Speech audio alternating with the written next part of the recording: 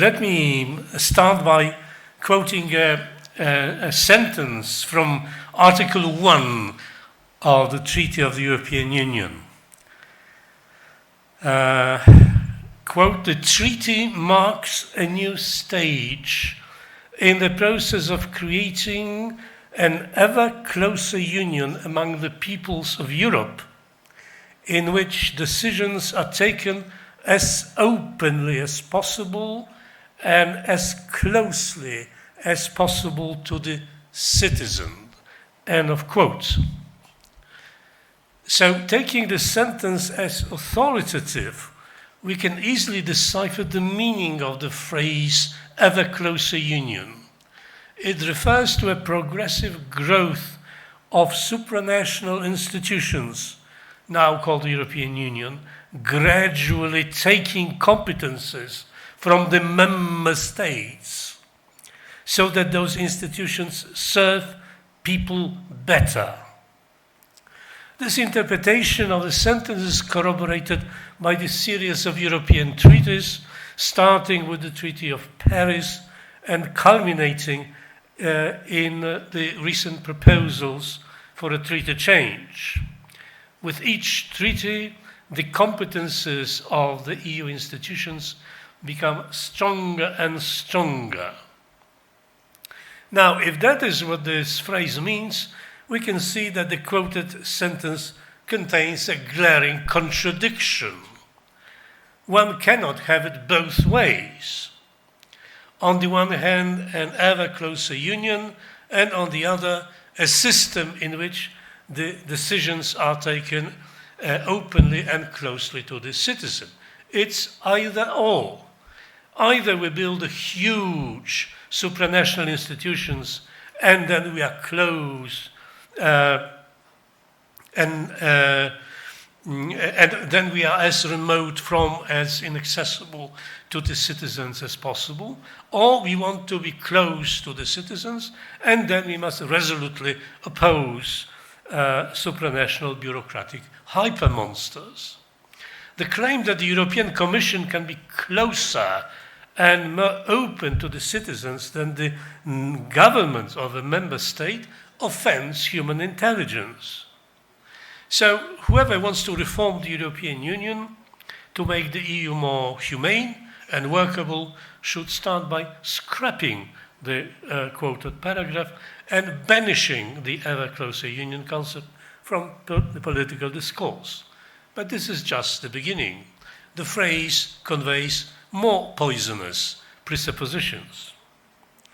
The quoted sentence implies that the creation of the Union is a process. Some theologically sensitive Euro enthusiasts could say that it is a secular version of creatio continua. However, the idea that the building of the Union is a continuous process is not only nonsense, but dangerous nonsense.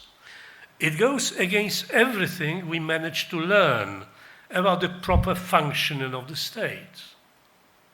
The whole point in creating a political construction is that it should be stable, not volatile, that the competences between the constituent parts are clear and unbreachable, not blurred and dynamic, that the emphasis is put on the existence of safeguards against the misuse of power, on checks and balances, and not on giving some bodies instruments to expand their power at the expense of other bodies. The ever closer union concept reversed these propositions. Since the union, as it is believed, will continue to shift power from the member states to the European institutions, and since this process is claimed to be desirable, the ever closer union is nothing less than an encouragement to accelerate the process. Straining, sidestepping, and even violating the existing rules in this direction is not only tolerated, but encouraged. From the ever closer union perspective, the European Commission, the European Court of Justice, and the European Parliament that go beyond their competences do what must be done anyway. And the fact that they do it sooner than the treaty is officially endorsed is to their credit, and we should be all grateful to them. This cavalier, if not outright contemptuous, attitude to the European treaties is therefore not something that has appeared recently, nor is it a symptom of general deterioration of public morality. Such lawlessness is a legitimate consequence of the entire conception of political integration. If the American Constitution had stipulated an ever closer union with the implication that gradually the competences of the states would be transferred to Washington, to the federal government, we should have had the same results. We should therefore not be surprised that the existing restraints in the treaties are ignored. Article 5 of the Treaty of the European Union enumerates 3 principles that the EU should respect: subsidiarity, proportionality, and conferral. The last one is particularly important. European institutions have only those competences that the member states confer upon them. Article 5 is completely dead. To my knowledge, never in its history has the European Court of Justice invoked it against the unfounded claims of the European institutions, nor do I know of any instance of the court's ruling in favor of the nation state against the Commission in important matters. This is not the end of the problem.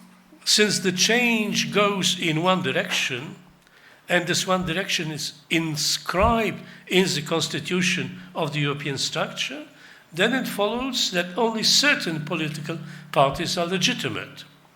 In light of this concept, European politics is not a world of alternatives and choices, but a world of necessity. The groups that question this direction of change are not and cannot be legitimate, as they contradict the basis of the European doctrine. They are not partners or political rivals or antagonists or members of the honorable opposition, but enemies that should be neutralized and removed outside the boundary of political respectability and stigmatized as populist or nationalist or far-right or fascist. Do we know what form the ever closer union will ultimately take? No, we don't. However, we know that the goal of integration exists in the future at some remote point in time when people will agree that the integration process has been completed. In practical terms, however, it is a receding point. There is no clear plan indicating the conditions which, when fulfilled, will mean that the integration has come to an end. And since the goal is located in the future, the concept of an ever closer union contains a substantial element of faith. We must have faith in something that is coming but has not materialized itself yet.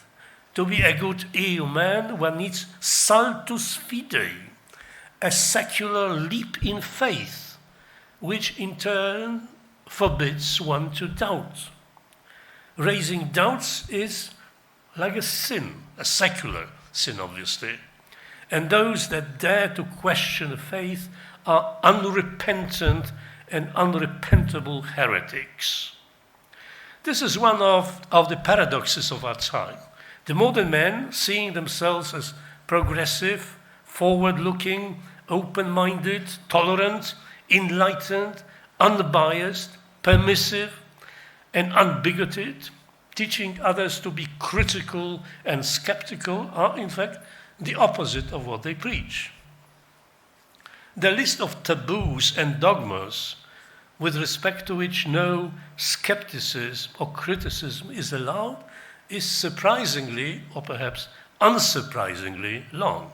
Yes, they say, one should be skeptical and critical. But then they add, not about ever closer union, because Euroscepticism is a sin. Not about the concept of gender, not about abortion, not about same-sex marriage, not about CO2 emissions, etc., etc. The doctrinaire and dogmatic part of the EU ideology is quite considerable and still growing. When compared to today's progressive medieval monks, look almost like intellectual anarchists. The belief in the ever closer union would not have survived without the constant chants about how blessed we are on our way to European unity and how our bliss will be increasing with every step of integration. But this faith is utterly unfounded, at least when one looks at the functioning of the EU and its mechanisms that push integration forward. It's true that the European institutions have been increasing their power, but since they have little democratic legitimacy, this growth of power does not stem from people's endorsement of their authority. It is the big players, the most powerful member states, particularly the governments of Germany and France, that allow the European institutions to grab new competences. From the beginning, this process of integration has been essentially a West European enterprise, with the West European political mainstream playing the dominant role. This was the role these countries both chose, but also this role was, so to speak, thrust upon them by Britain and the United States. As Winston Churchill said in his Zurich lecture, September 1946, when he called upon the European nations to create the United States of Europe, and let me quote Winston Churchill, "In this urgent work," he said, "France and Germany must take the lead together.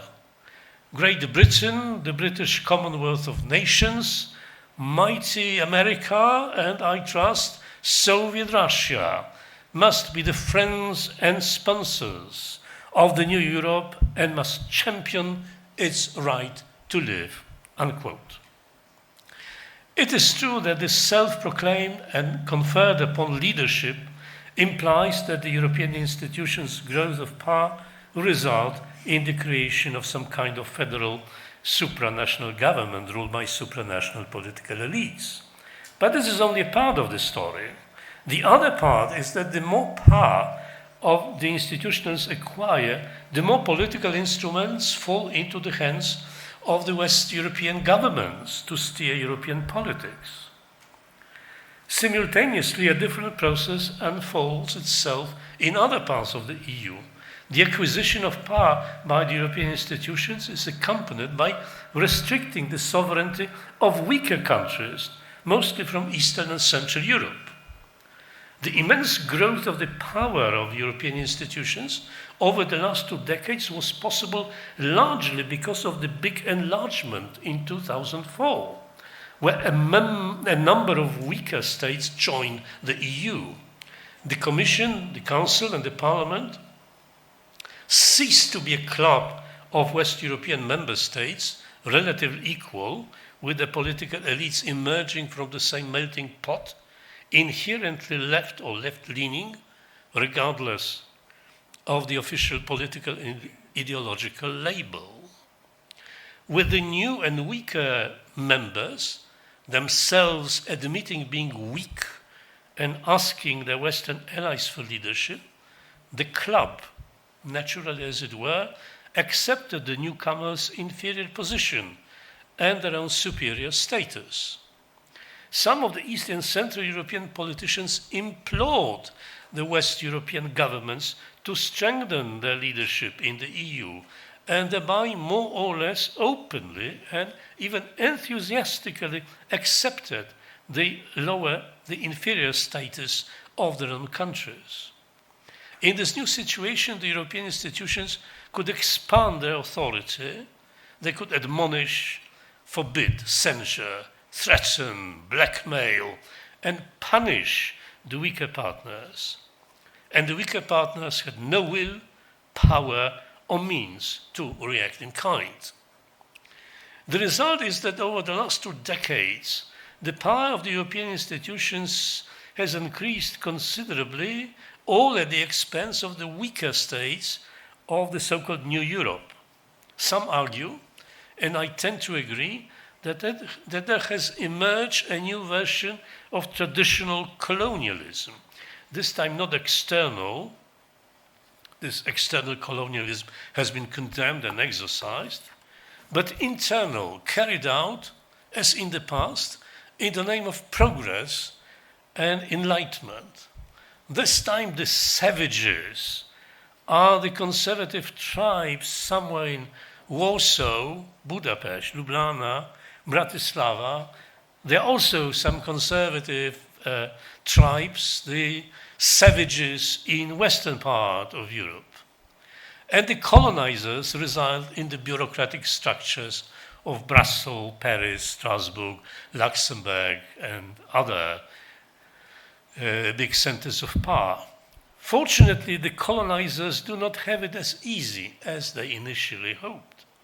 They are challenged by the growing opposition from within the West European societies and from without by the growing Eurosceptics in the Eastern and Central Europe. Sooner or later, the colonizers will live in shame and disgrace. Needless to say, the sooner, the better.